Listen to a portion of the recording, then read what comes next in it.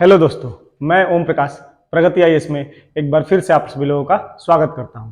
जैसा कि दोस्तों हम लोग बिहार बीपीएससी शिक्षक नियुक्ति से संबंधित सिलेबस की चर्चा कर रहे हैं। उसमें एक वीडियो हम लोगों ने न्यूट्रिशन से संबंधित, जैसे पोषण कहते हैं, पोषण से संबंधित साइंस का एक क्लास भी हम शुरू कर चुके हैं। उसी में एक वीडियो बेरोजगारी से संबंधित डाल चुके हैं। एक आज जो वीडियो हम लोग डालेंगे दोस्तों, ये सिलेबस में पिछला वीडियो जो है दोस्तों, आप लोगों ने बहुत सपोर्ट किया, बहुत ज्यादा मोटिवेशन मिला आप लोग का सपोर्ट देखकर। तो आप लोगों से भी और उम्मीद है कि आप लोग इसी तरीके से चैनल को सपोर्ट करते रहिए। आज का जो वीडियो है दोस्तों, इस वीडियो में हम लोग डिमांड भी आया कि सर राज व्यवस्था या पॉलिटी और बिहार स्पेशल से संबंधित कुछ बता दीजिए, और मेरा प्लान भी था बताने का, आप लोग से पहले ही मेरा प्लान था, लेकिन आप लोग रिक्वेस्ट किए, उसके लिए भी बहुत बहुत धन्यवाद कि आप लोग समझ रहे हैं, आप लोग को समझ में आ रहा है बहुत सारी चीजें जो मैं बता रहा हूं। तो आज हम लोग पॉलिटी या राज व्यवस्था और बिहार स्पेशल में देख लेते हैं कि कौन कौन से टॉपिक आएंगे। दोस्तों वीडियो में अंत तक बने रहेगा, क्योंकि बिहार स्पेशल के लिए हम एक किताब बताएंगे और पॉलिटी के लिए जो किताबें हैं वो किताबों के बारे में भी चर्चा करेंगे। अगर यहां तक आप लोग दोस्तों, अगर आप लोग को पसंद आ रहा है तो वीडियो को ज्यादा से ज्यादा शेयर करें दोस्तों, और लोगों के पास पहुंचाएं, सब्सक्राइब करें, कमेंट करें कि कौन कौन से टॉपिक पे चाहिए, और लाइक जरूर करें दोस्तों। लाइक नहीं आ रहा है, केवल वीडियो पे व्यू आ रहा है, लाइक नहीं आ रहा है। आप लोग वीडियो को लाइक भी जरूर करें। तो आइए हम अपना डिस्कशन शुरू करते हैं दोस्तों। जैसा कि आयोग द्वारा सुझाया गया है, हम और किसी भी, देखिए हम इस पे एक सीरीज चलाएंगे, भी पूरी क्लास चलाएंगे। कुछ लोग कह भी रहे हैं कि सर क्लास करा दीजिए, आप निश्चिंत रहें, बिल्कुल हम पूरा का पूरा आप लोग का कोर्स ही कंप्लीट कराएंगे। आप लोग एकदम बिल्कुल निश्चिंत रहें, मैथ, साइंस और अदर जितने भी सब्जेक्ट हैं सभी सब्जेक्ट का।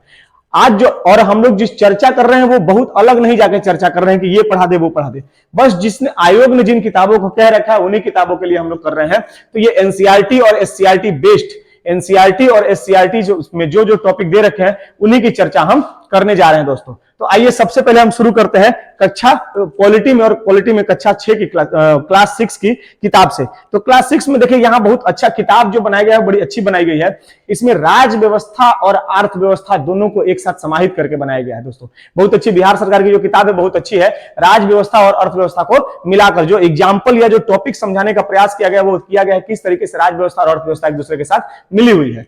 तो उसमें जो शुरू के जो चैप्टर है क्लास 6 में वो थोड़े से इकोनॉमिक से संबंधित है, इकोनॉमिक, ठीक है। लेकिन जो लास्ट के 2 चैप्टर हैं वो जो है वो हमारे पॉलिटी से संबंधित है।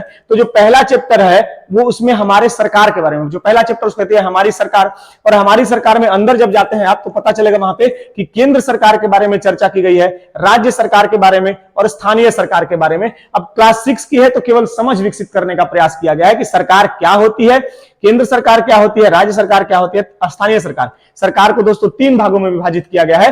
तो वही ये बताने का प्रयास कर रहा है कि केंद्र सरकार कैसी, राज्य सरकार कैसी और स्थानीय सरकार कैसी। आगे हम लोग पढ़ेंगे भी इसको कि केंद्र सरकार के क्या कार्य हैं, राज्य सरकार के और स्थानीय सरकार के।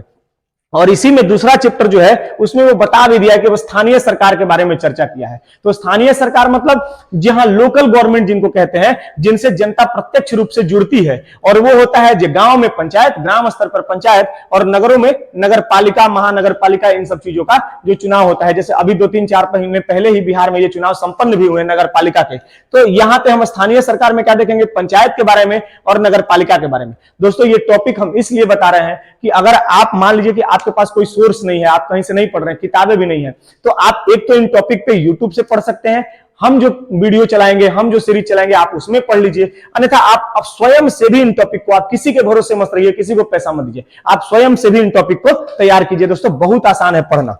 और अगला देखते हैं क्लास 6 की किताब में क्या क्या चर्चा किया गया है। तो दोस्तों यहाँ पे अब पुनः जैसे यहाँ क्लास 6 के लास्ट चैप्टर स्थानीय सरकार है, उसी तरीके से यहाँ राज्य सरकार के बारे में चर्चा कर दिया है। अगला जो चैप्टर है उसमें स्वास्थ्य सेवा और राज्य की भूमिका, देखिए वही बताया ना, अर्थव्यवस्था से जोड़ के बहुत अच्छा ये चैप्टर है, हम पढ़े भी इसको। ये बहुत अच्छा चैप्टर है कि स्वास्थ्य सेवाओं में राज्य सरकार की, राज्य की क्या भूमिका होती है, इस पे चर्चा किया है। अगला जो चैप्टर है दोस्तों वो है समाज में लिंग भेद, समाज में लिंग भेद, महिला और पुरुष में जो भेद है दोस्तों, इससे संबंधित चर्चा किया गया है अगला चैप्टर में। तो इसमें हम कौन कौन सा आर्टिकल, अगर आर्टिकल बेस मानेंगे तो आर्टिकल एक तो आर्टिकल 14 जो है वो समानता की बात करता है दोस्तों, कि संविधान भारत में समानता स्थापित करनी है, ठीक है, इक्वलिटी। तो इक्वलिटी में अनुच्छेद 15 और अनुच्छेद 16 के बारे में थोड़ा सा हम आपको यहाँ पे ब्रीफ करके बता देंगे, तो ये कॉन्सेप्ट पूरा क्लियर हो जाएगा। अगर कॉन्सेप्ट पकड़ के चलेंगे तो प्रश्न कभी गलत नहीं होते हैं। तो कॉन्सेप्ट क्लियर करने का प्रयास किया जाएगा 14, 15, 16 के माध्यम से, ठीक है।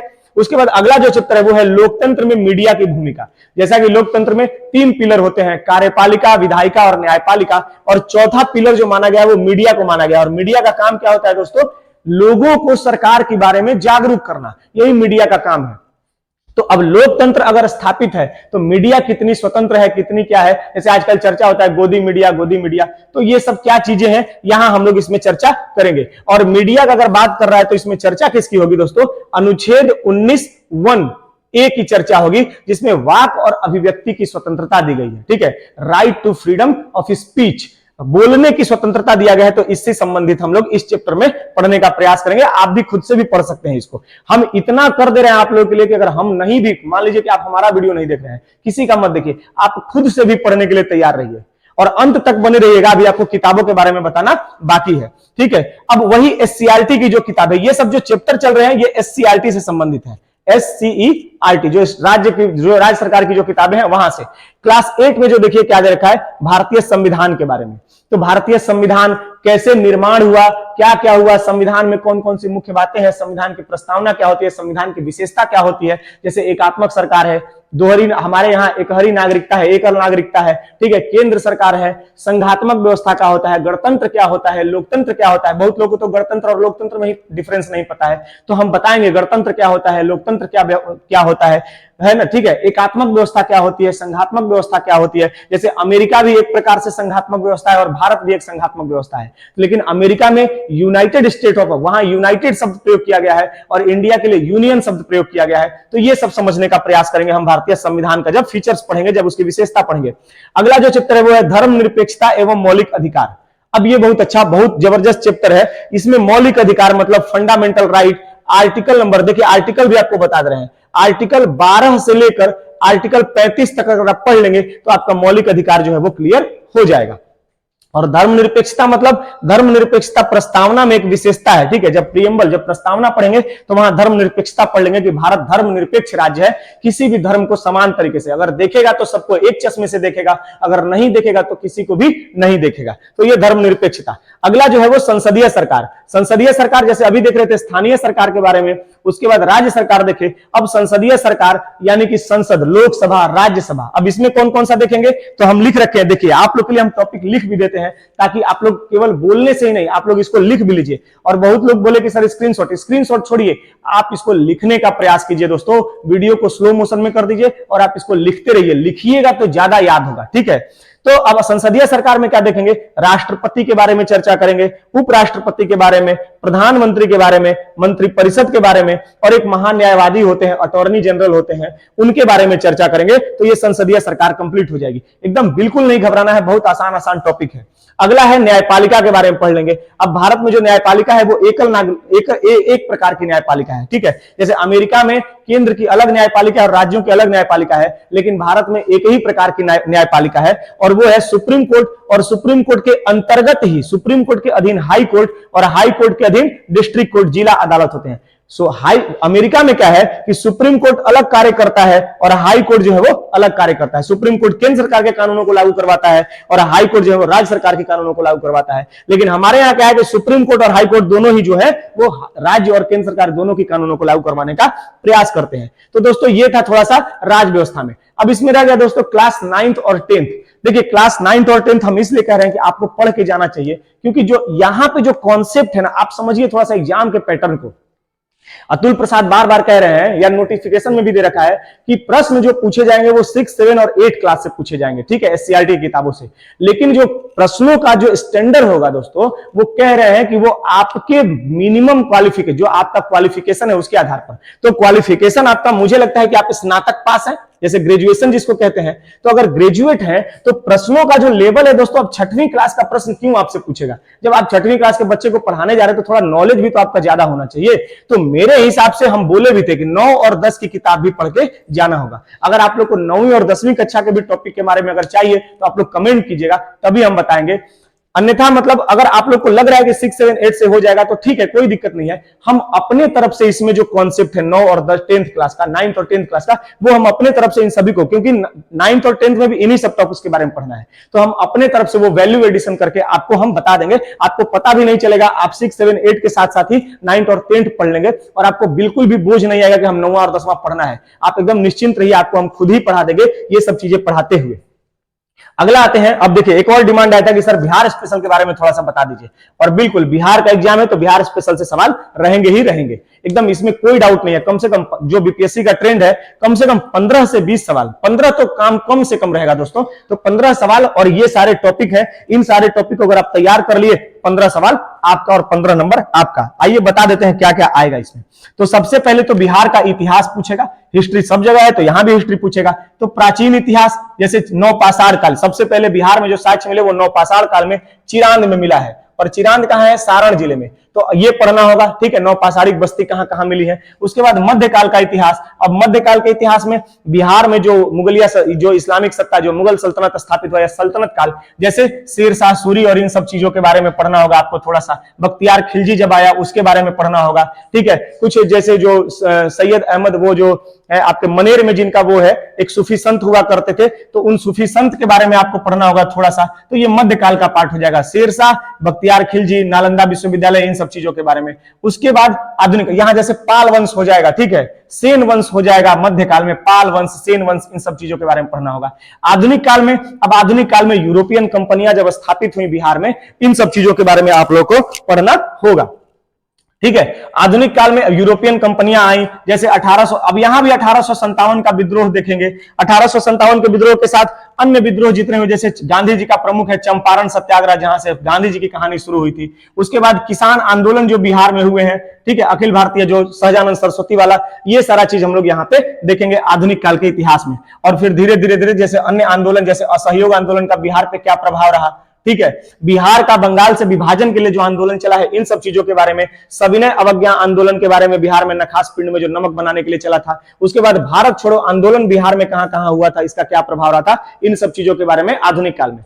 उसके बाद बिहार का भूगोल, तो बिहार के भूगोल में अब कौन कौन सा टॉपिक है, तो देखिए एक तो बिहार के भूगोल में देखेंगे हम बिहार में हिमालय का विस्तार। अब हिमालय का विस्तार कहां है, शिवालिक श्रेणी कहां है, तो एकदम पश्चिमी चंपारण में है, और थोड़ा बहुत किशनगंज को मानते हैं पश्चिमी चंपारण में ही है। वहां पे जो है आपको हराहा घाटी है, ठीक है, रामनगर दून है, ये सारी चीजें वहां पे हम पढ़ेंगे, हिमालय का विस्तार और शिवालिक श्रेणी के बारे में। उसके बाद प्रमुख देखिए, उसके बाद पठारी क्षेत्र के बारे में पढ़ेंगे। तो पठारी क्षेत्र बिहार में कहां है, तो दो प्रकार की चट्टानें यहाँ पे, आर्कियन क्रम की और विंध्यन क्रम की। पठार, जब पठार मतलब जो लावा निकला है, तो आर्कियन क्रम की चट्टान कहां कहां, गया में, नवादा में, नालंदा में, मुंगेर और बांका इत्यादि में, गया, नवादा, नालंदा और मुंगेर इत्यादि में। और विंध्यन क्रम की जो चट्टानें हैं वो कैमूर और रोहतास में, तो इनके बारे में थोड़ा सा चर्चा कर लेंगे। उसके बाद क्या देखेंगे, भारत की प्रमुख नदियां, बिहार की प्रमुख नदियां, जैसे गंडक, बूढ़ी गंडक, कोसी, कमला, बलान, सोन, पुनपुन, ठीक है, कर्मनासा, इन सब नदियों के बारे में हम थोड़ा सा चर्चा कर लेंगे। उसके बाद कुछ छोटी छोटी झीलें या बड़ी बड़ी झीलें हैं, जैसे कांवर झील, अनुपम झील, कुशेश्वर स्थान, नागी, नकटी, पच्छी विहार, ये सब जमुई इत्यादि में है, बेगूसराय में है, ठीक है, अररिया में है, इन सब चीजों के बारे में हम पढ़ लेंगे। उसके बाद बिहार में 4-5 प्रकार की मिट्टी पाई जाती है, तो इस मिट्टी के बारे में चर्चा कर लेंगे। उसके बाद बिहार में वनों के प्रकार कैसे हैं, तो एक तो पर्वतीय वन जो पश्चिमी चंपारण की तरफ, देखिए बिहार में वन वैसे भी कम है, तो वनों के प्रकार एक पश्चिमी चंपारण की तरफ और एक पठारी क्षेत्र में जो वन है, जैसे कैमूर की पहाड़ी क्षेत्रों में जो वन है, इनके बारे में चर्चा कर लेंगे। और उसके साथ ही वन रिपोर्ट पढ़ लेंगे, ठीक है, करेंट का इशू हो जाएगा, वन स्थिति रिपोर्ट बिहार सरकार की आई है, तो ये देख लेंगे, तो ये एक टॉपिक कवर हो जाएगा। और वन स्थिति रिपोर्ट से तो प्रश्न रहेंगे ही रहेंगे, आप निश्चिंत रहिए एकदम, एक प्रश्न हमेशा वन स्थिति रिपोर्ट से रहना तय है, तो इसको एकदम इंपॉर्टेंट मांग कर लीजिएगा। वन स्थिति रिपोर्ट 2021 में आया है। उसके बाद खनिज देख लेंगे, खनिज कौन कौन से बिहार में है, बिहार में कौन कौन से उद्योग धंधे हैं, जैसे रेलवे कारखाना है, ठीक है, स्कूटर उद्योग है, जैसे एक आपको मखाना का उद्योग है, तो ये सब चीजों के बारे में देख लेंगे, ठीक है। उसके बाद बिहार की जनगणना के बारे में पढ़ लेंगे। अब जनगणना में क्या क्या, जैसे लिंगानुपात देख लेंगे, साक्षरता दर देख लेंगे, ये सब चीजें हम देख लेंगे। मातृत्व मृत्यु दर कितना है, ठीक है, जन्म मृत्यु दर कितना है, ये सारा चीज हम यहाँ पे पढ़ लेंगे बिहार की जनगणना में। बिहार की कितनी जनगणना है, कौन सा जिला सबसे बड़ा है, कौन सा जिला सबसे छोटा है, मतलब जिलों का भी एक अध्ययन कर लेंगे। उसके बाद वन्य जीव उद्यान, जैसे वाल्मीकि टाइगर रिजर्व, अभी कैमूर की पहाड़ी है उसको भी राष्ट्रीय उद्यान, राष्ट्रीय नेशनल पार्क घोषित करने का प्रयास चल रहा है, तो ये सारा चीज। प्रमुख पर्यटन स्थल, प्रमुख पर्यटन जैसे गया में है, महाबोधि मंदिर है, जो बोध गया इत्यादि में है। उसके बाद पश्चिमी चंपारण की तरफ है, एक मंदार पर्वत है, इन सब चीजों के बारे में पढ़ लेंगे। उसके बाद प्रमुख उत्पाद है कुछ बिहार के, कुछ 4-5, जैसे मगही पान है, सिलाव खाजा है, शाही लीची है, इन सब चीजों को क्या मिला हुआ है, जीआई टैग मिला हुआ है, तो ये सारा चीज देख लेंगे। उसके बाद बजट 2023, आर्थिक सर्वेक्षण 2023, ठीक है, आर्थिक सर्वेक्षण 2023 और कुछ प्रमुख बिहार सरकार की योजनाएं।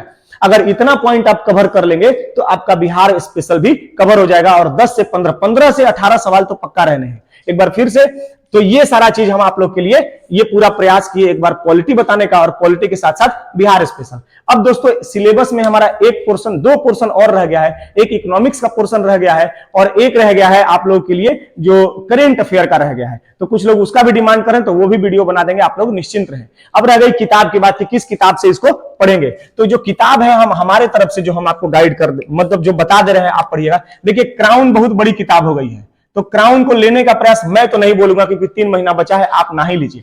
एक तो मैं मेरे तरफ से एकदम मैप के माध्यम से हम बिहार स्पेशल करा देंगे। अगर आप पढ़ना चाहते हैं तो आप लूसेंट ले लीजिए, Bihar special, Lucent Bihar special, और उसी को लेके पढ़ लीजिए। और एक और किताब है जो इम्तियाज अहमद की है, इम्तियाज अहमद, इनके थ्रू क्या कर लेंगे आप, ये ऑब्जेक्टिव वाला ले लीजिएगा।